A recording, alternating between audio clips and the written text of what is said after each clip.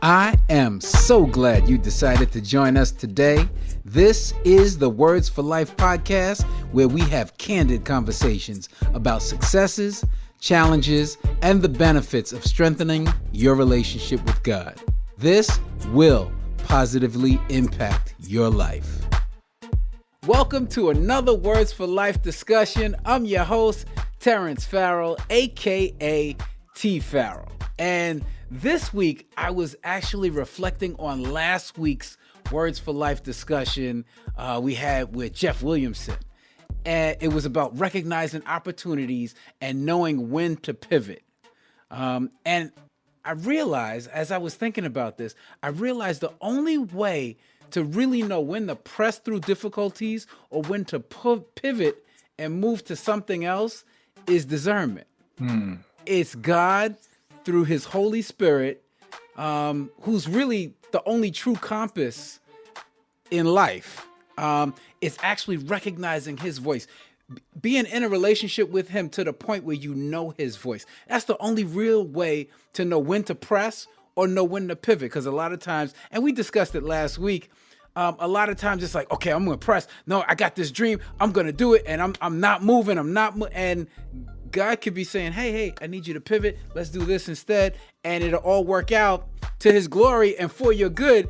But if you're not recognizing his voice, that's the only real way to know. And I came to that realization because our feelings, our thoughts, our friends can and will betray us. So my encouragement, as I thought about last week's discussion, is to really get to know God's voice, to get into relationship with him so I can recognize him when he's whispering, when he's shouting, when he's saying, no. I can always hear him and recognize it's him and not me and not my friend and not the enemy or whatever, right. Not my fear. So I wanted to share that with you because I was dwelling on that and I figured that'd be real good to share. Now, quick commercial break. Please subscribe. If the Words for Life podcast is blessing you, subscribe. When you do, it will actually allow you to find the future episodes easily, and it also will allow you to find it so that you can share it. So, quick commercial break, share, like, comment, do all of that good stuff. It'll be a blessing to others as well as yourself. Now, this week's special guest is Duawne Starling. Now, just in case you say, well, okay, great. I don't know who Duawne Starling is. Who's that? I'm going to read a little bit of his resume, his bio. His resume is actually a virtual who's who in the music industry. He's worked with artists like Kirk Franklin, Donnie McClurkin, BeBe and CeCe Winans, Fred Hammond, Nicole Mullen, Michael W. Smith, Sandy Patty, Michael Jackson, Patti Austin, Dolly Parton, Michael McDonald, Kelly Price, and countless others. After distinguishing himself as one of the top supporting vocalists in the music industry, it was evident that it was time for him to launch his solo career. Now, Duawne's captivating tenor voice earned him the opportunity to sing We Shall Overcome at the Dr. Martin Luther King Jr. Memorial Dedication. Dwan also sang the finale at Senator Edward Ted Kennedy's 77th birthday celebration. And he was the first and only man to sing the Vital Voices Global Leadership Awards. Sing for the Vital Voices Global Leadership Awards.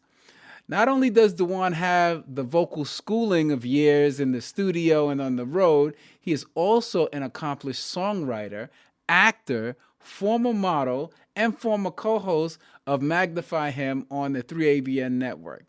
3 of his musical compositions, Finally I, recorded by the late Daryl Coley, Everything, and With This Ring, recorded by Dwan, are on the chart-topping wedding compilation project With This Ring. His voice can also be heard singing Imagine a Place, the theme song for Tokyo Disney in Tokyo, Japan. Ultimately, Dwan describes himself as a simple man and has one goal.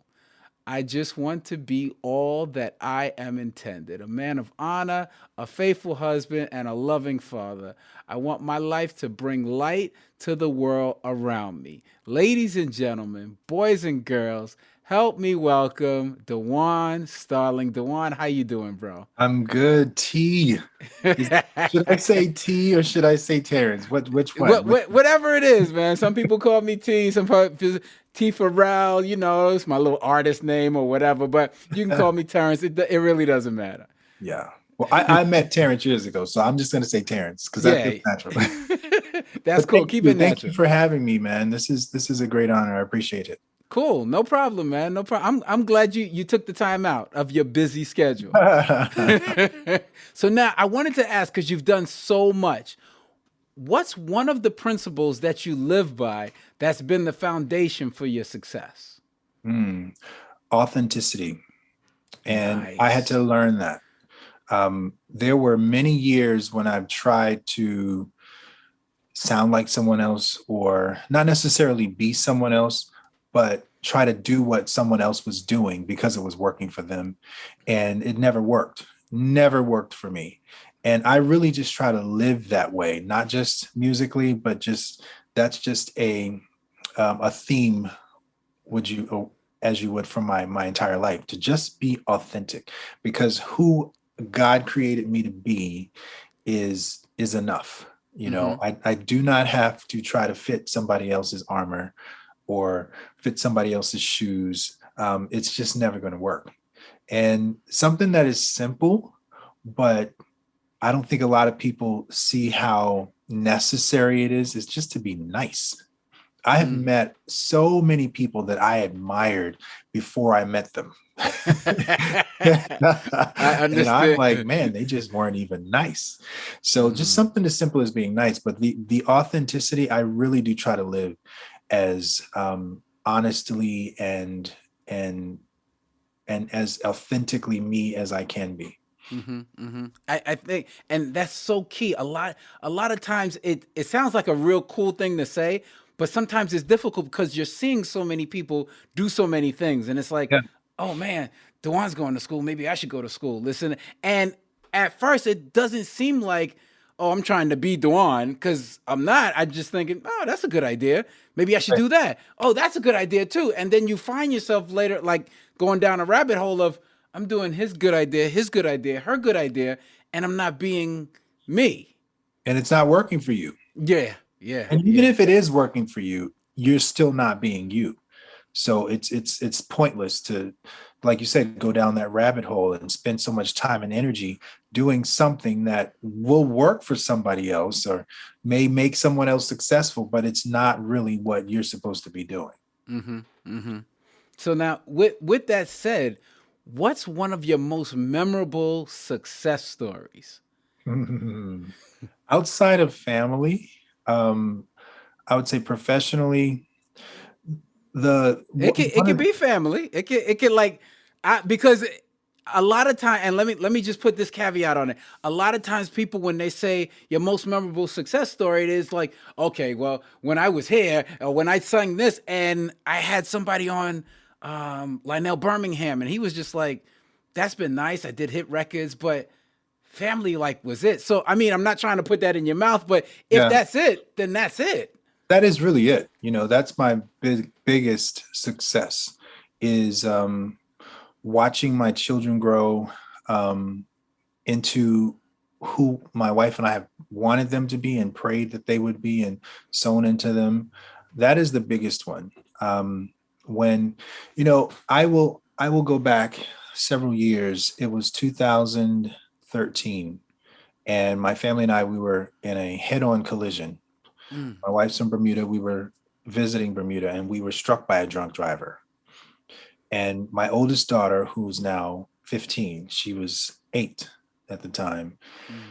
And so after all the chaos, we're out of the car, we're lying in the street, and traffic is stopped on both ways.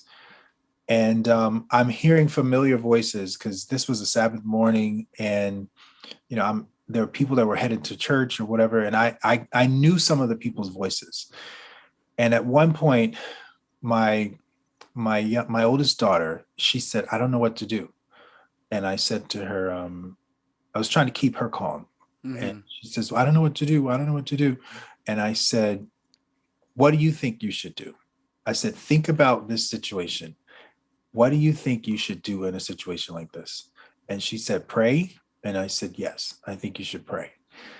And I closed my eyes and I'm lying on the street. And at one point, shortly after that, I feel a hand on my forehead. And I'm thinking it's my friend's mother because I knew her voice. And so I put my hand on top of that hand just to agree with it. And it wasn't my friend's mom's hand. It was my 8-year-old daughter's hand. She was laying hands on me and she was praying over me. And I started to think, you don't know what sticks. When you're a parent and you're pouring into your child or your children, you don't know what's sticking. You're just praying and hoping that everything you're pouring into them really takes root. And that day let me know what is sticking. There were some things that we imparted in our children at a very young age, the power of prayer and the necessary relationship with God. And so to see that unfold in a very chaotic situation, that was what gave her calm and gave her peace, is when she was praying, And so when I look at the things that I've done, that's what I'm most proud of, my wife and my children. The things that you mentioned on the bio, right. I pointed out those things because they've made a big impact on me. When it was Ted Kennedy's, this was like 2 months before he passed. So this was his last birthday, and it was the last big celebration of anything that he was a part of. And it was at the Kennedy Center. How often are you at the Kennedy Center with one of the Kennedys? Right. So that night for me was, I had seen that night when I was little. I just didn't know that was the night.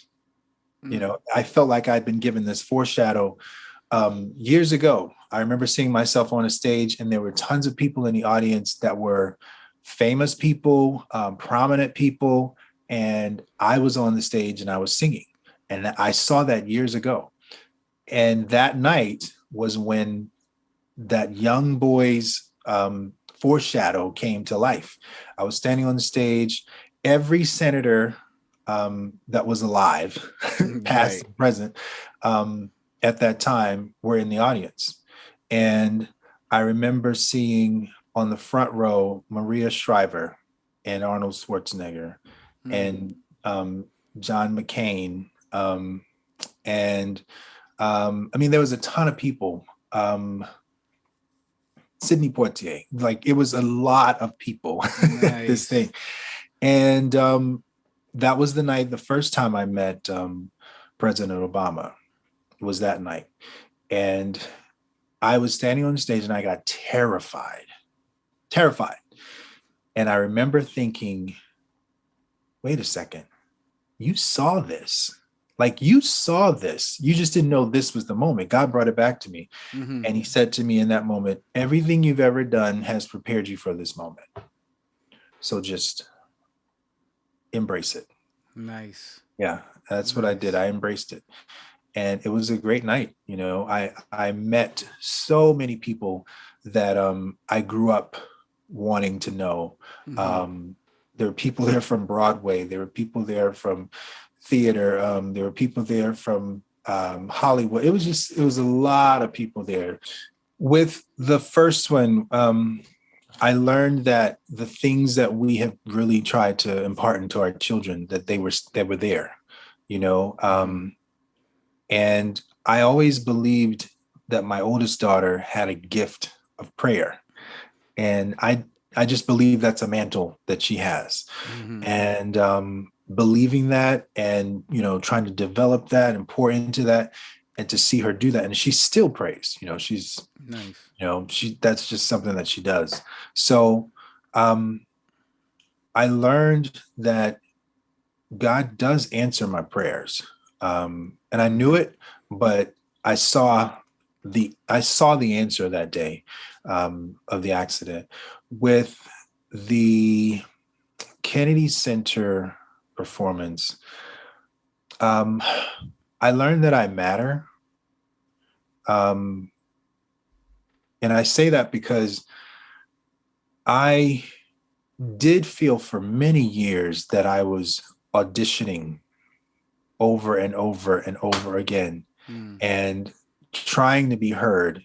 And, I would have these moments of really high exposure, and then God would just kind of send me back into obscurity. That's what it felt like anyway. Right. And sometimes I just felt like, well, nothing I'm doing really matters. And in that moment, I felt like everything mattered, because everyone that came before me had a name. Like Bill Cosby was hosting this. Nice. And when we sang Happy Birthday to Ted Kennedy, President Obama was the one that came out and started the song. So like everyone had a name, and then there's me. And so, but I really felt like God was saying, I put you here because you matter, and what's in you matters. And just give them what I've given to you. Nice. No, I that so many people need to hear that, because it doesn't matter whether you're a creative or whether you're at a 9 to 5. So many people, within the rat race or within the routine of doing whatever it is, you start to feel like, is what I'm doing mattering? Like, I want to do that. Like we always have this, I want to be a millionaire, or I want to own a different type of house, or I want to make sure this is that. And it very rarely ends up looking like what we want it to look like. Right. And then we get into that, like, what am I doing? Like, am I doing the wrong thing? Did I get my signals crossed or whatever? Exactly. I remember, I don't know if you know this guy, his name is Mark Harris, and he's a musician. We lived in Nashville at the same time, worked on a lot of records together. He plays keys and plays organ and production, all of that stuff. And so in one of my woe is me moments, I was talking to Mark, and I said, man, I just feel like I'm going in circles. I'm watching all of these other people who seemingly come from behind and catch up and move beyond. I'm like, I just feel like I'm going in circles. And he said, Dwan, don't think that you're going in circles. You're going in spirals. Spirals. He says, you may feel like you're going round and round, but you're actually going round and round, and you're going up. You're going in spirals. So maybe there's somebody who feels like they're going in circles. Right. Look at it that way. You may be going in circles, but the circles are not just going round and round. They're going upward. That's good. I like that a lot. Now, I was going to ask you what's one of the toughest things God's pulled you through, but I don't know. It sounds like that accident was like the answer to that question. No. I tell you. Whoa. I wish that was the toughest. It seems like I do not profess to be the poster child for faith, okay? But I know that God requires a lot of faith from me. And whenever I'm in a situation, that seems like the toughest situation there is. But until the next one comes, that felt like the worst one, but I mean, since the accident, there have been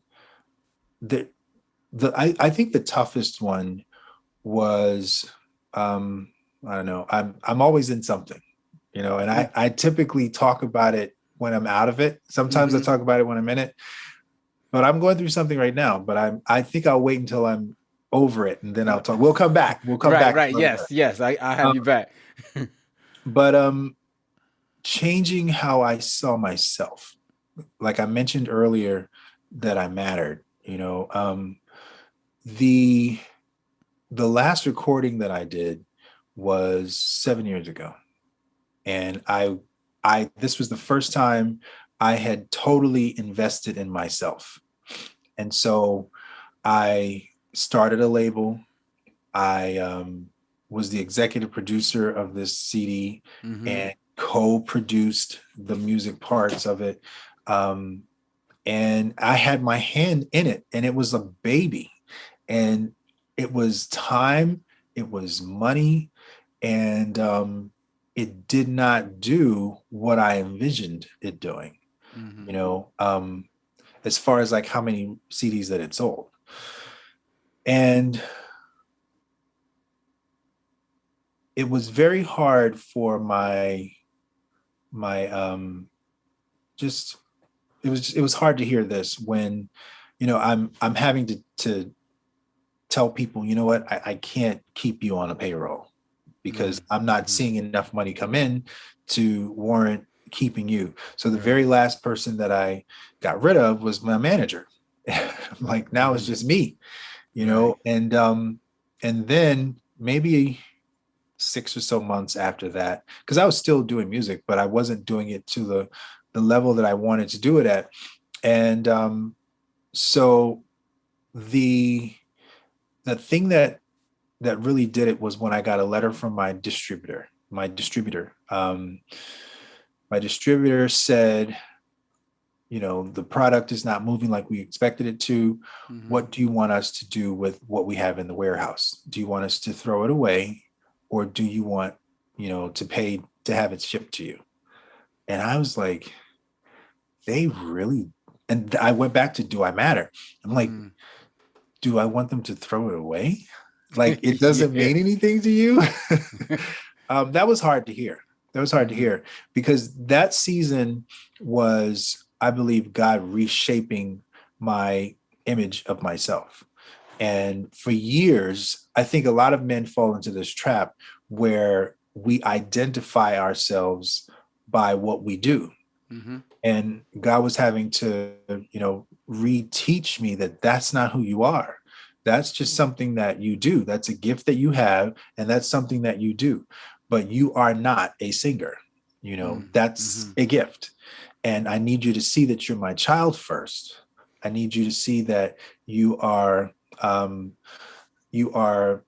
encourager. That's another gift, you know, first. I need you to see just who I created you to be first. And all of these other things you can add on to that, but that's not who you are. So I think the harder lesson for me was detaching myself from an identity that was not authentically me. Yes, I sing and I love it. And most people know me as that. Right. Or know me from that. But that's not who I am. No, that's yeah, that's deep. It was a painful lesson, actually. And I can identify, you know, being not on the stages as big as yours, but being a drummer since I was 3. Yeah. And I remember when I hit I think it was late teens or early 20s, and tours started to come up, and it was just like, okay, I'm going to go on tour with this one. And, you know, all the other musicians, there's like, I got a tour here, I got a tour here. And I remember God specifically saying, I don't want you to be a professional drummer. And I remember saying to him, that's all I got. Like, that's what I do. That's who I am. And I identify with, I am a drummer. If you take that away, what in the world am I going to do? And I'm having this conversation with God, like, you can't be serious. Like, why didn't you tell me this when, you know, when I was coming up? I could have been an electrician. I could have did something else. Yeah. Now I'm 20 something, and you're telling me, as if 20 something was the end of my life. It was when you were 20 something. Exactly. You know, now I'm 50, and it's just like 20. Oh, come on, please. But I identify with that. I understand exactly what you're saying. Yeah, definitely. So now that leads right into my next question. If you ran into a younger version of yourself, what advice would you give them? I don't want to repeat, be authentic. But I would tell my younger self that you are enough. Mm. I would say, hey, you're enough. And I would help my younger self be comfortable in my own skin. Because, David could not fight in Saul's armor. Right. And but he could take out a giant with his own armor. Mm-hmm. And his armor was simple. I think my writing is simple. I think my melodies are simple. And sometimes I'm thinking, well, maybe they're too simple. But Mm-hmm. I use David because I love the story of his life. It's just Right. really exciting to me. And I'd say just be as unique and as proud and as and driven as you can be, and don't allow anybody to take away that uniqueness. There have been several labels that have wanted to put me in a category that I don't really fit in. I've been told, well, you're not really gospel enough. Well, you're not really pop, but you're not really CCM. And I'm like, well, I'm a little of all of that. Right. And so I just say, let me just do the music and let people decide what it is, but for years, I did not think that I was enough. I did not think that even though I was doing these great things that, some of the things that I have on my list to do and some things that I did not expect to be doing, even though I was doing all of that, I did not feel like I was valuable, so I would let my younger self know that I'm valuable, that I am wanted, that I am privileged, just to be in the spaces that I'm in. I tell my younger self, don't sweat so much, it's or don't sweat it so much. Right. And man, I would, and don't talk to her. She's going to get you in trouble. Oh no, please don't go there. Don't go there. That's going to cost you 5 years. Oh man, I would tell my younger self, no, listen to that inner voice, because it is, the Holy Spirit speaks in a very quiet way, and sometimes in a loud way. Yeah. Listen. God gave you intuition for a reason. He's talking. Listen to him. I would have saved myself a lot of headache. I would have saved my wife a lot of headache. Because you know what? Let me tell you, when you're out of place, it causes a delay for the people that are supposed to be in your sphere. So with me being out of place, making poor choices, it caused a delay in my wife and I becoming husband and wife. And so now when I go back to my high school reunions and I see my old classmates and they have their kids with them and some of them have grandkids, and I'm rocking my 5-year-old son. I'm like, we started late. There was a delay. There was a delay. I think sometimes we will make poor choices, and God will use that poor choice, in his will, to get you where you're supposed to be. But I still think that sometimes a consequence is delay. You wasted some years, or I won't say wasted. I think nothing is wasted with him. You spent years differently than you should have.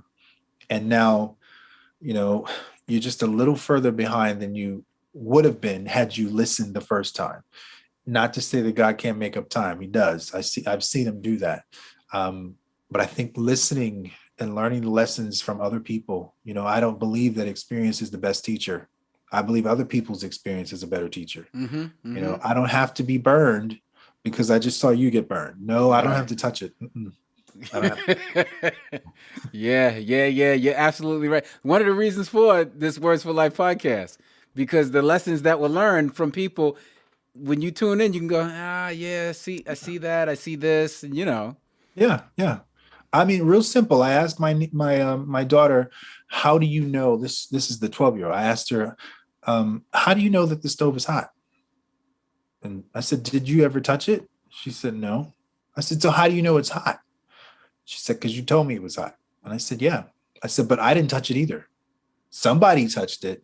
My mom said, don't touch the stove, it's hot. And I believed her. And it is hot, but I don't have to go through the pain of the experience if somebody else has already gone through it. I can just learn from their example. I tell my younger self that learn from the example of others. Nice. So now I got to ask, what's next for Duawne Starling? Well, right now I'm in school at 50. I'm like, who told you to go back to school?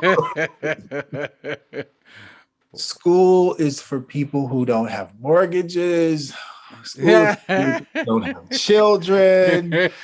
School is for people who don't have a job. You can just go to school. But when you've got all of this other stuff, it's a bit more challenging to get it all done. But this is something that's been in me for years, actually. It's I'm getting a master's in clinical mental health counseling. It's something that I've wanted to do for decades, something that I've been doing for decades, just never studied it or, of course, been licensed in it and never paid for it. Right. But I enjoy talking to people and helping people with whatever issues that they're dealing with. And so this is like a natural progression for me. It is not a one or the other. It's not either do music or do, counseling. No, I can do both. I can do both at the same time. And I intend to. Really what is next, I intend to use all of the gifts and talents and interests that I have at the same time.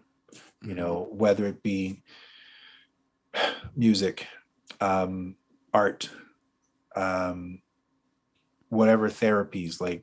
I want to use all of the things that I'm drawn to and use them in a ministry of health and wellness for others.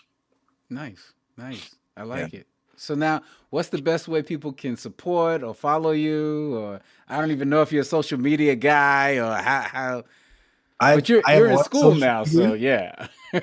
I'm on social media. I will say that, but I don't check things often. I'm not current. I don't really know what's going on because my life is busy. Just in these four walls of my home is a lot that's going on. So. But yeah, Facebook, and it's just my name, Duawne Starling. Then there's, I have an artist page, Duawne Starling Artist on Facebook.